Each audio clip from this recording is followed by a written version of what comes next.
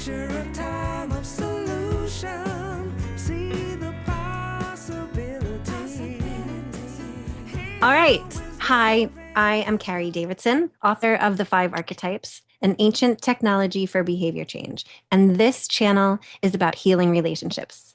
Today, we welcome Liv, who is a primary Earth archetype. And Liv is coming to us with a work challenge. Liv, tell us a little bit about what you'd like to change. I'd like to change, I guess really what I'm getting at is wanting to change my negative self-talk about my creative productivity, being able to believe I can produce work and do it on my own and not have this story running in my head about how no one will help me and I'm not worth anyone's time. And that's why I'm not producing work, which isn't true necessarily.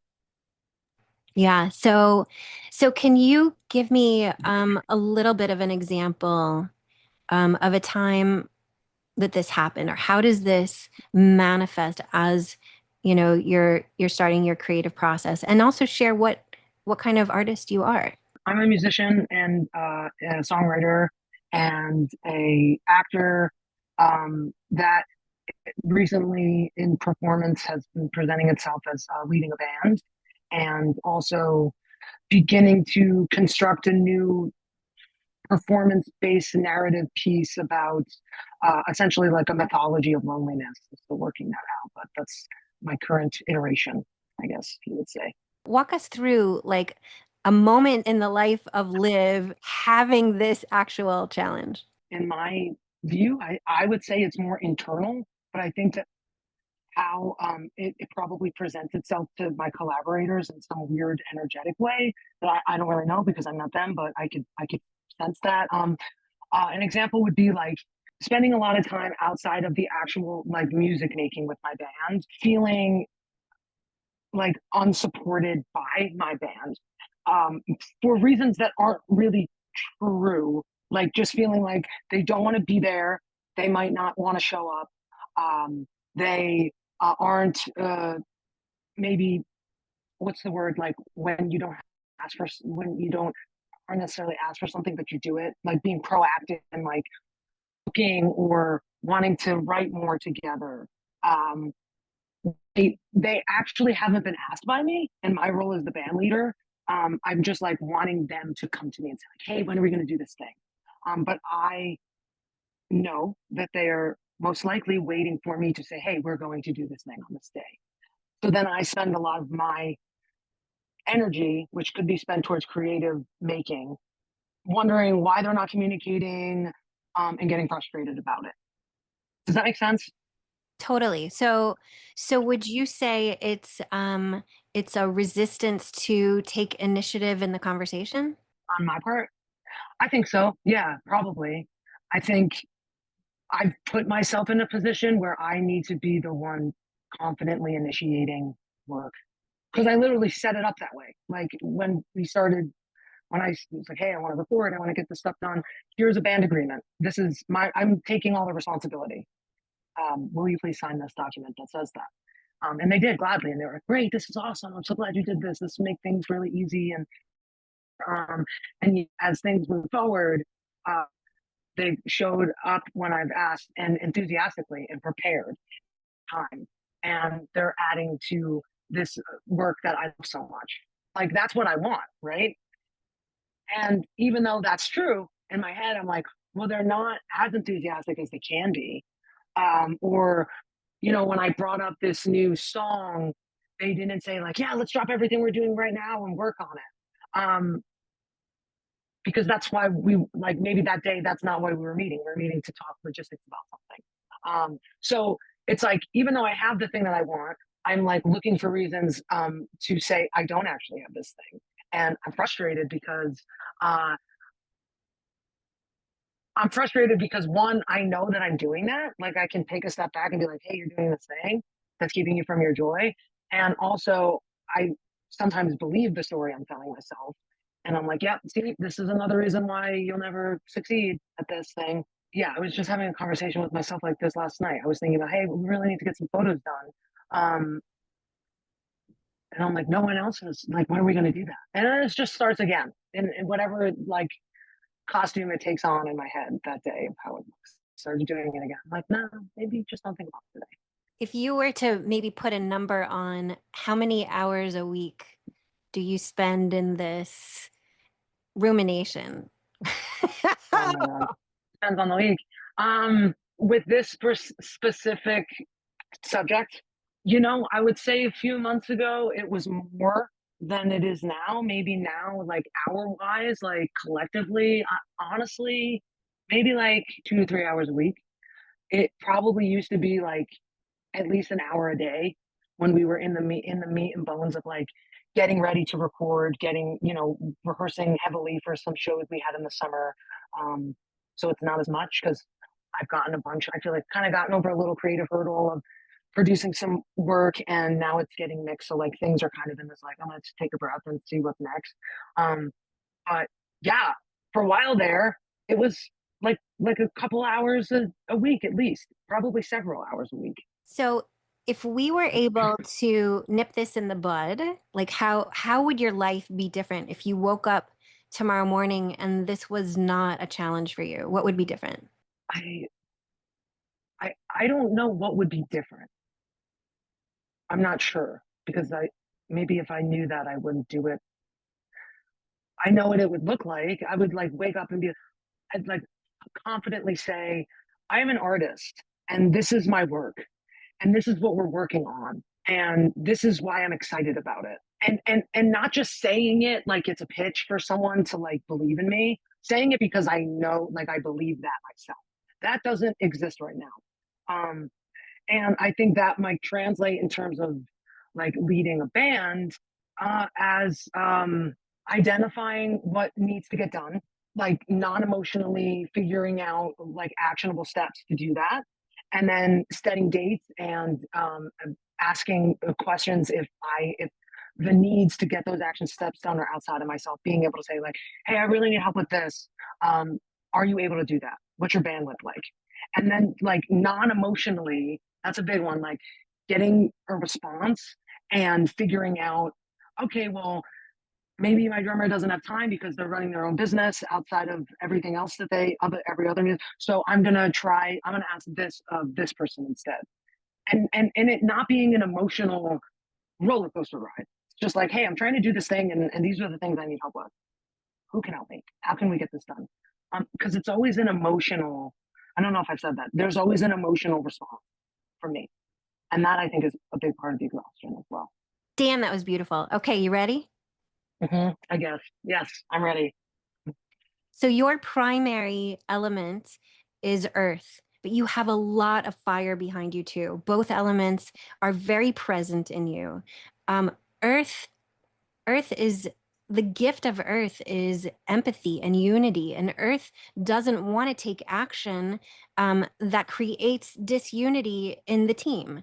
And there's this distorted perception that if I do something for me, or if I ask you to do something, or if I initiate, or if I act with confidence about myself and not necessarily about the unit, there's the chance that this unit will fall apart, that I'm going to do something that's going to make you uncomfortable. And then I have to deal with that. So Earth is at risk for over taking care of the unit and under wooding things. Wood is the element of confidence, initiation, momentum. Just do it. Moving things forward, making a plan, and making sure everyone is taking care of what they need to be doing so that the boat keeps moving forward. And wood is your lowest. So you over index on the fear of the unit breaking down and you being the cause of it, and under index on speed, momentum, initiation, moving things forward. So our goal here is twofold. In order to move you towards that vision that you so beautifully just shared, which there's nothing wrong with that vision. That's actually gorgeous. Being able to wake up and know that you're the leader of a badass band, and with under your delicious leadership as an amazing earth fire human. You can inspire hope and potential in a group of other people who can come together and create, music that can bring hope to the masses. So the two things we need to do, one is quiet down the intensity of your earth, thinking that it's not nice to be a leader and to be confident, and that Mm. could lead to the breaking people feeling upset, and beef up your water and wood energy so that you're not only using the part of yourself that believes that limited perception that people shouldn't be unhappy with you, because that's what's leading to sucking the energy out of your wood and water, which is how you create momentum and initiation and get things moving. So I'm going to give you a little homework. Is that okay? Hmm. I like homework. Okay. Um, so in order to quiet the earth, let's see, how are we going to do this? How's your digestion? Bad, generally, not consistently great. Can you you mind sharing on YouTube what you mean by that? I've always had problems with just gut inflammation, um, and yeah, things that go along with that, like slow digestion, slow metabolism, like skin issues that sort of speak to that eczema, like underlying gut issues have always been a thing for me. Do you have any sort of daily routine of how and when and how much you eat? Do you have any sort of thing that you do regularly, like a morning routine or? Yeah, food's funny because I grew up really unhealthy and overweight, and I'm not. I don't, some people get uncomfortable when I say I was like really fat. I used to be like a fat kid, like really just unhealthy, and that I think surrounding that was a bit of dysfunctional, compulsive food behaviors.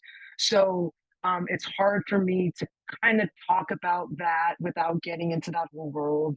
Um, uh, I guess what I found, because things physically feel really good in my life, waking up, getting enough water in the morning, coffee, and then moving my body within 2 hours of waking up is like, and then protein after that. Whether it's like stretching or exercising or lifting weights, like if I get up, hydrate, caffeinate, and then exercise, things feel better inside of me for the majority of the day, I would say. Are you good at sticking to that? If I'm not super stressed, Yeah. when a high stress environment presents itself, my like knee jerk reaction is to eat inflammatory foods. I would say things that kind of numb or just feel that's sort of the thing I reach for. But I've gained a lot more of an awareness of it. Like I could talk about it without getting upset, so that happens less than it used to. But yeah, I generally in my life now I am getting really good at it. I feel very in control of my diet at this point in my life. Do you do anything during the day that's just for you? I'm getting better at that. Not always. I try to, if there's one thing I do during the day just for me, it's either take a good 30 minutes minimum in the morning to stretch and meditate and or get to the gym and sweat, like do a little cardio and lift heavy weights. And that feels like a really delicious thing for just me. I don't think about much else than what I'm doing directly in front of me. Okay, good. So the reason I'm asking about food is because the digestive system is the physical component of the earth element. And our food, when it's out of whack, our mind has a hard time being decisive and tolerating people being upset at us for telling them what to do. So I usually touch base there to see, do you need some more rhythm in eating rather than like skipping or being erratic. So if So you're, you really a can of worms with that, like 1,000% can of worms, if that's the case. yeah, but we don't have, it doesn't have to unravel the whole can, Mhm. because one way to think about it is, can you some one time during the day eat one thing mindfully, which means whatever it is, pause enough to really appreciate that thing. If it's, a handful of almonds, then it's looking at them, noticing their size, noticing their weight, noticing what the first bite tastes like, thinking about where do these almonds even come from.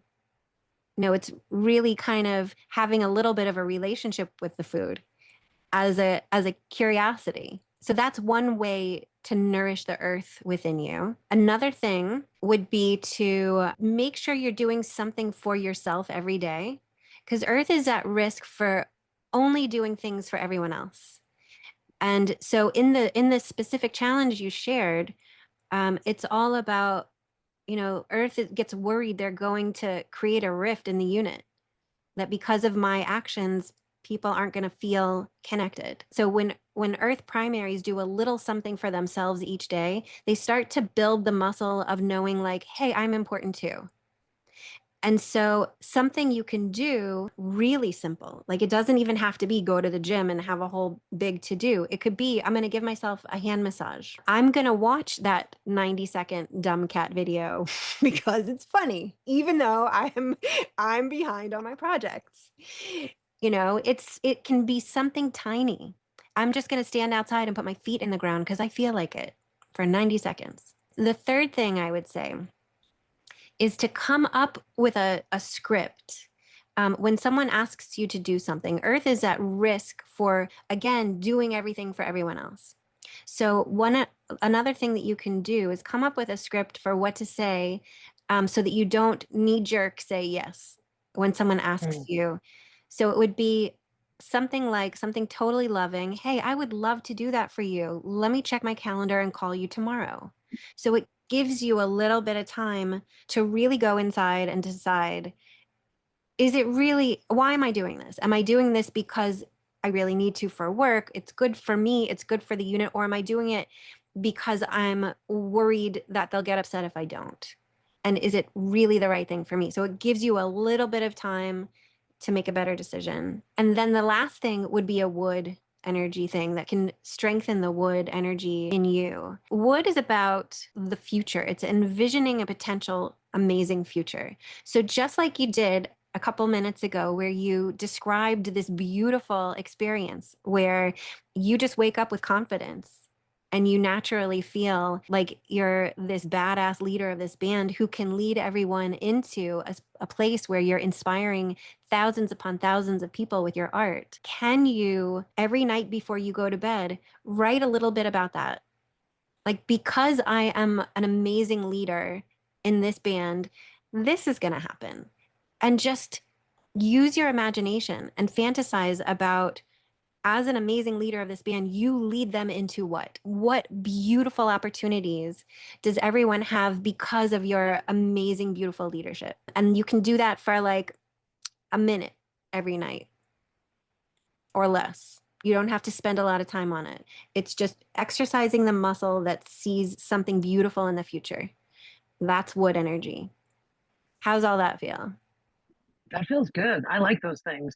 Some of them are very much more eloquent reminders of things I've been told before, which is really nice, but in a way I can perceive them as like being accessible.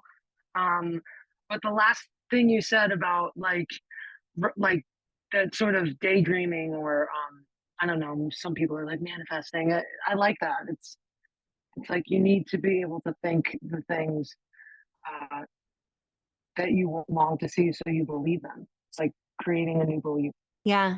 Yeah, it is. Wood is what's new, what's next. It's pushing forward. It's what you're going to create.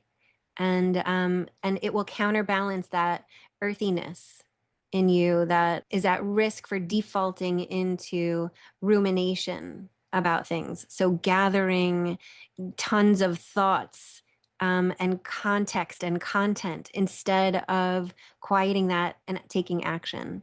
So this will build that new muscle in your mind. So I'm excited to hear what's next for you. Me too. Now I'm even more excited. Thank you, Liv. This means a lot to me. And I believe that your story will help a lot of other primary Earth humans out there on the planet. We appreciate you. Thank you so much. It's fun. Really fun.